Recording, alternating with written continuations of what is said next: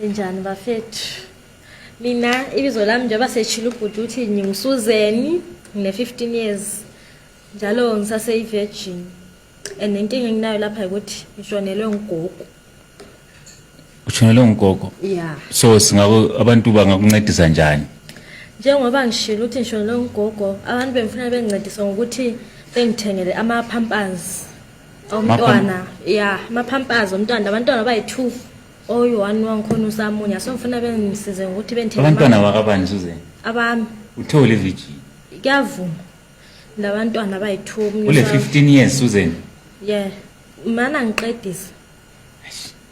Kuyavuma labantwana bayi-2 omncane usamunya. So ngifuna bengisize ngama-pampers la ngochago nje lomntwana ngoba vele isimo sangikhona sinzima loba nje imali ngangifaka ezikhaleni zemsebenzi ngoba vele i-grading nayo ngine-18 years vele ngapasa nje i-grade.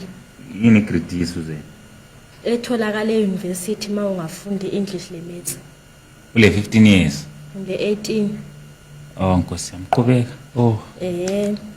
And vele sinzima isimo sangikhona ngoba logogo manje sesibhedlela uyagula vele kubi. Suzan, ugogo uthe utshonile, uthe uzocela usizo ngoba ugogo utshonile. Kanti ugogo uyagula. Hayi bese ngikhohliwe. Okay, qhubeka. Yeah. And izolo kuzavuka kuyizolo vele angazi wayendandelwa amabhadi kuzavuka kuyizolo ngithola ukuthi umalumami ngubhudi kamama uthi kwenzakala njani into yangikhona eyangixaka. Ngisathi ngisamangele lokho bathi ugogo uzala umama njani into zangikhona azihlangana ngazi ukuthi vele isimo lesi bengicela lingisize kakhulu ngidinga usizo lweni kakhulu. Ngiyabonga kwabazongisiza.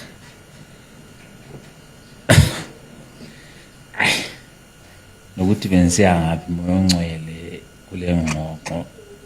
Ngicela uzomthatha uSuzan hayi. Tatheni na